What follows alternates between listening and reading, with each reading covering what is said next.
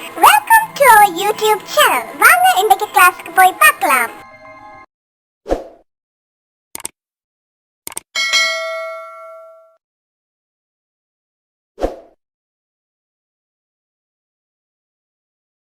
செல்வங்கள் அனைவருக்கும் எனது அன்பான வணக்கம். நான் இன்று தரம் 1ற்கான சுற்றாடல் பாடத்திலே அலகு 1 நாமும் பாடசாலையும் பார்க்க போகிறோம். வாருங்கள்.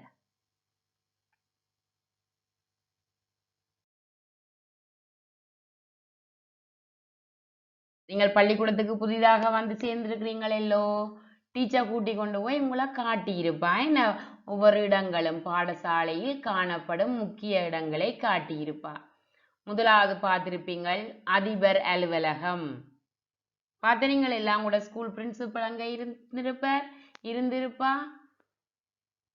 ஆரம்ப பிரிவு தலைவர் அலுவலகம், ஏன்னா செக்ஷனல் ஹெட் இருக்கிற ஆபீஸ் பார்த்திருப்பீங்கள்.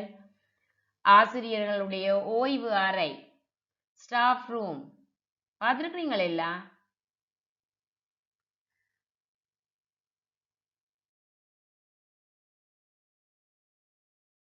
அடுத்தது போய் பார்த்திருப்பீங்கள் பாடசாலையில சிற்றுண்டி சாலை கேன்டீன்.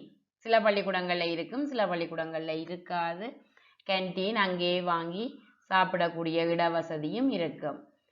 அதை விட எல்லா பள்ளிக்கூடங்கள்லையும் இருக்கும் நீர் வசதி வழங்கும் இடம். என்ன கைகள் எல்லாம் வடிவா சவர்க்காரம் போட்டு கழுவுறதுக்கு ஹேண்ட் வாஷ் எல்லாம் வைத்திருக்கும். என்ன பார்த்துருக்கிறீங்களோ?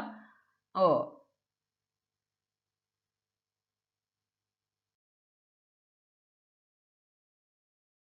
அடுத்தது விளையாட்டு திடல், விளையாட்டு முற்றம். உங்களுக்கு நல்ல விருப்பமே, நாங்க போதானே விருப்பம்.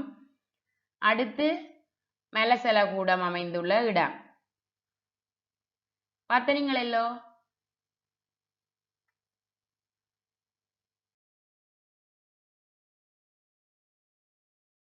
அடுத்தது கொஞ்சம் பெரிய பாடசாலையில மெனையியல் கூடம் இருக்கு. பெரிய அக்காவை என்ன சமைத்து பழகுன்ற இடம் இருக்கும், ஹோம் சயின்ஸ் லேப். அடுத்து கம்ப்யூட்டர் ரூம். இப்படி எல்லாமே இருக்கலாம் கூட ஸ்கூல்ல. சில பள்ளிக்கூடங்கள்ல சிறிய அளவில் இருந்தாலும் இருக்கும் என்ன கம்ப்யூட்டர் ரூம். அடுத்து லைப்ரரி. ஒவ்வொரு பாடசாலையிலையும் ஒவ்வொரு மாதிரி சிறிய அளவில் பெரிய அளவில் லைப்ரரி இருக்கும், நூலகம். அடுத்ததாக பிரேயர் ரூம், சமய கிரியைகள் நிறைவேற்றும் இடம். தேவாரம் படிக்கிற இடம். என்ன காலையிலே பிரார்த்தனைகள் செய்கிற நாங்கள் எல்லாம் அந்த சமய கிரியைகள் நடைபெறும் இடம் பிரேயர் ரூமுக்கும் போய் பார்த்திருக்கிறோம்.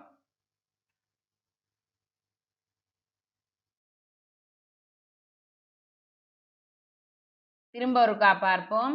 பாடசாலையில் காணப்படும் முக்கிய இடங்கள்: அதிபர் அலுவலகம், ஆரம்ப பிரிவு தலைவர் அலுவலகம், ஆசிரியர் ஓய்வு அறை, சிற்றுண்டி சாலை, நீர் வசதி வழங்கும் இடம் கிணறு, விளையாட்டு திடல், விளையாட்டு முற்றம், மெலசல கூடம் அமைந்துள்ள இடம், மெனையியல் கூடம், கணினி அறை, நூலகம், சமய கிரியைகள் நிறைவேற்றும் இடம். இவ்வளவும் பார்த்துட்டோமல்லோ?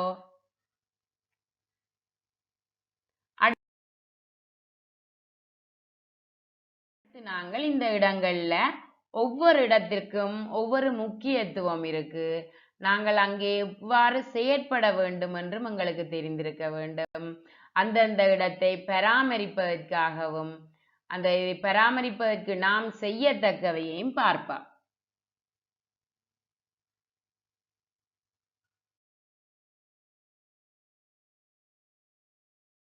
இங்க பாருங்க, பாடசாலையிலும் வகுப்பறையிலும் பல சட்ட திட்டங்கள் வழக்காறுகள் காணப்படுகின்றன. பாடசாலையின் சட்ட திட்டங்களுக்கு நாங்கள் மதிப்பளிக்க வேண்டும். அதற்கேற்றபடி நாங்கள் நடந்து கொள்ள வேண்டும்.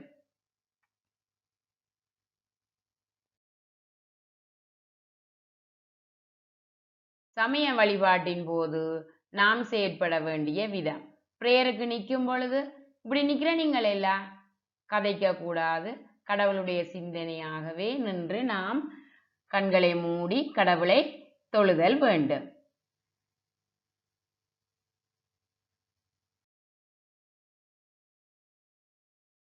அடுத்தது பாடசாலையின் மணி அடித்தலுக்கு அமைய நாங்கள் செயற்பட வேண்டும். என்ன, ஒவ்வொரு பெல்லும் அடிக்கும் பொழுது நாங்கள் அதற்கு அமைய அதற்கு ஏற்றபடி எதற்காக அந்த பெல் அடிக்கிறதுன்றதை நாங்கள் அறிந்து கொண்டு நாங்கள் அதற்காக செயற்பட வேண்டும்.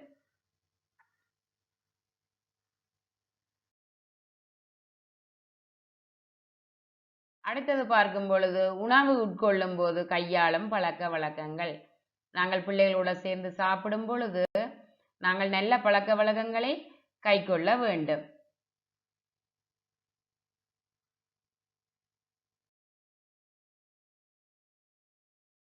அடுத்ததாக வகுப்பறை சுற்றுப்புறத்தை சுத்தமாக வைத்திருக்க வேண்டிய விதம். ஏன்னா உங்களுக்கு எல்லாம் டீச்சர் டைம் டேபிள் போட்டிருப்பா, யார் யார் கூட்டணும், யார் யாருடைய கூட்டு முறை என்று. அதற்கேற்றபடி நாங்கள் வகுப்பறைகளை துப்புரவு செய்து வைத்திருக்க வேண்டும். எங்கள் வகுப்பறையை நாங்கள் தானே அழகாக வைத்திருக்க வேணும், துப்புரவாக வைத்திருக்கணும். அது எங்களுடைய பொறுப்பு. என்ன,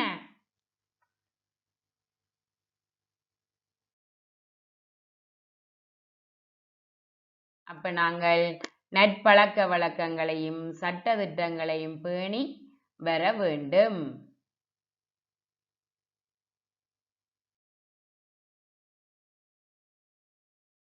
அடுத்ததாக வகுப்பறை நேர்த்தியின்றியும் அசுத்தமாகவும் இருப்பின் ஏற்படத்தக்க பாதகமான நிலைமைகள். வகுப்பறை நல்லா அழகாக இருக்க வேணும். என்ன, வகுப்பறை கற்றலுக்கு ஏற்ற மாதிரி இருக்காட்டி உங்களுக்கு படிக்கவும் மனம் வராது. நான் ஒவ்வொரு தரம் ஒவ்வொரு வேலைகள் பார்த்து கொண்டிருப்பீர்கள். வகுப்பறை கற்றல் சூழல் மனங்கவரத்தக்கதாக அமையாவிடில் கற்க மறையான மனப்பாங்கு தோற்றுவித்தல். என்ன, கிளாஸ் ரூம் உங்களுக்கு நல்ல அழகாக இருக்க வேண்டும், படிக்கக்கூடியதாக இருக்க வேண்டும். என்ன, அடுத்ததாக நோய்கள் ஏற்படும் ஆபத்துக்கள் காணப்படுதல். வகுப்பறையில சுத்தம் இல்லாட்டிக்கு என்ன நடக்கும்? நோய்கள் பெருகும். பார்த்திருப்பீங்கள், சுற்றுப்புறம் எல்லாம் சிரமதான வேலைகள் செய்து நாங்கள் பாடசாலைகளை எல்லாம் துப்புரவாக வைத்திருக்கிற நாங்கள் எல்லோ என்ன டெங்கு நோய் பரவுது என்று சொல்லி நாங்கள் சிரமதானங்கள் எல்லாம் செய்கிறாங்கள் எல்லாம். மழை காலத்தின் பொழுதும் மற்றும் ஏனைய நாட்களிலும் நாங்கள் பாடசாலையையும் சுற்றுப்புறத்தையும் சுத்தமாக வைத்திருக்க வேண்டும்.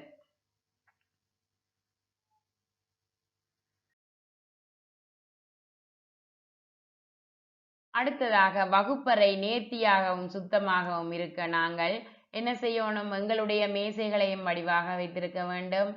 ஆசிரியரின் மேசையையும் அழகுபடுத்த வேண்டும். ஆசிரியரின் மேசைக்கு மேசை விரிப்பு இட்டு பூச்சாடி வைத்து நாங்கள் அழகுபடுத்துவோம். அடுத்தது பூச்செண்டு, சுவர் அலங்காரம், பொன்மொழிகள், கொடி அலங்காரங்கள் எல்லாம் வச்சு நாங்கள் வகுப்பறையை நல்ல அழகானதாக அழகுபடுத்தி வைத்திருந்தால் எங்களுக்கு பள்ளிக்கூடம் வரவும் ஆசையா இருக்கும், கற்கவும் ஆசையாக இருக்கும். என்ன, எங்களுடைய வகுப்பறை வடிவா இருந்தால் எங்களுக்கு மனம் நல்ல சந்தோஷமாக இருக்கும்.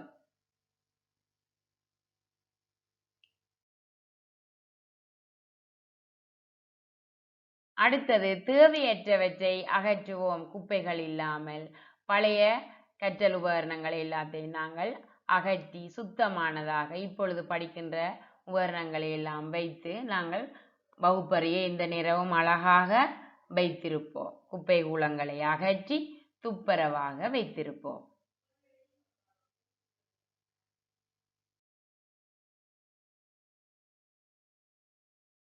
அடுத்தது அசுத்தமான பொருட்களை சுத்திகரித்து வர்ணப்பூச்சுக்கள் பூசுதல். உங்களோட கிளாஸ் ரூம் எல்லாம் பெயிண்ட் அடிச்சு தர்றதே இல்லோ, பார்த்துருக்கிறீங்கள் எல்லாம். பெரிய வகுப்பு பிள்ளைகள் தங்களுடைய வகுப்புகளை தாங்களே பூச்சடிப்பார்கள்.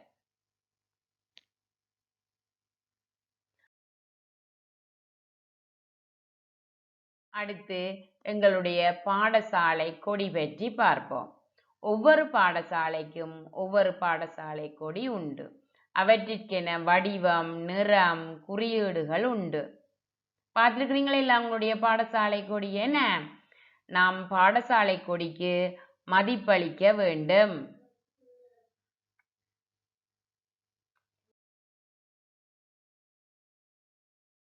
பிள்ளைகள், பாடசாலை கொடி ஏற்றப்படும் சந்தர்ப்பங்கள் பார்ப்போம்.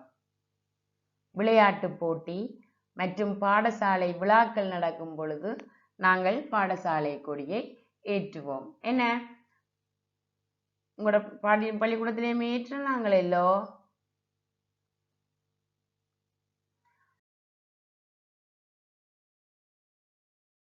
பாடசாலை கொடியை ஏற்றி வைத்து பாடசாலை கீதம் பாடப்படும் போது நாம் சரியான மெய்நிலையில் நின்று பாடசாலை கீதத்தை பாட வேண்டும்.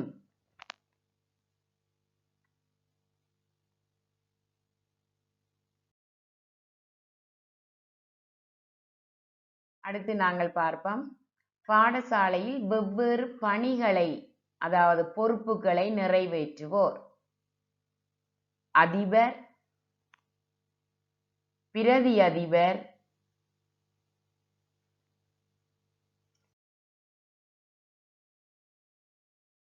பிரிவு தலைவர், செக்ஷனல் ஹெட், என்ன, ஆசிரியர்கள்,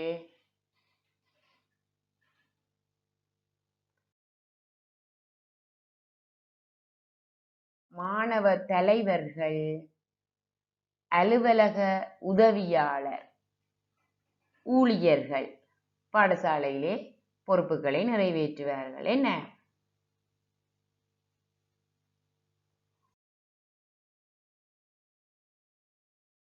ஒவ்வொருவரும் செய்யும் வேலைகள் நாம் அறிந்தது. உங்களுக்கு தெரியும் தானே, ஒவ்வொருவரும் தத்தமது பொறுப்புகளை நிறைவேற்றுவார்கள். எனவே அவர்களது சேவைகளை நாம் மதித்து செயற்பட வேண்டும்.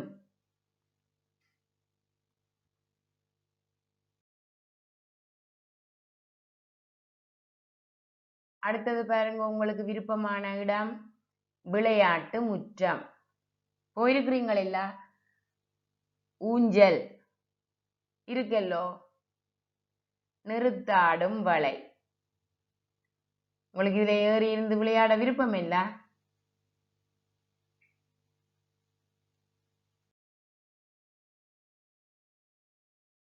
அடுத்தது சமநிலை கோல்.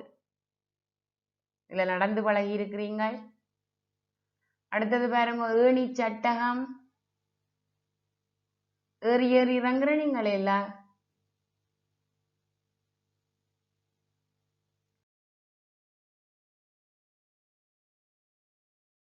விளையாட்டு முற்றத்தினை பயன்படுத்தும் போது ஆசிரியர், பெற்றோர், மூத்தோர் துணையுடன் செயற்பட வேண்டும்.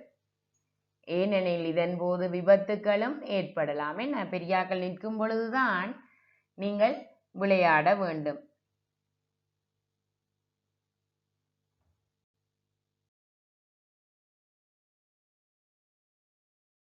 இதிலே பாடசாலை பற்றி ஒரு பாடல் இருக்கு, நான் வாசித்து விடுறேன். நீங்கள் தான் அதை இசையுடன் பாடி பழக வேண்டும்.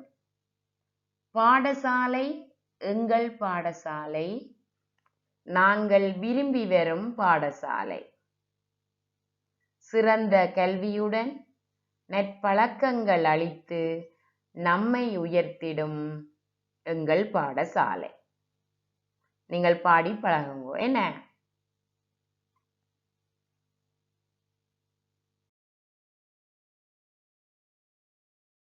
இன்னும் ஒரு வீடியோவில் நான் உங்களை சந்திக்கிறேன். தேங்க்யூ, பாய். இந்த வீடியோ உங்களுக்கு பிடிச்சிருந்தா லைக் பண்ணுங்க, ஷேர் பண்ணுங்க, சப்ஸ்கிரைப் பண்ணுங்க.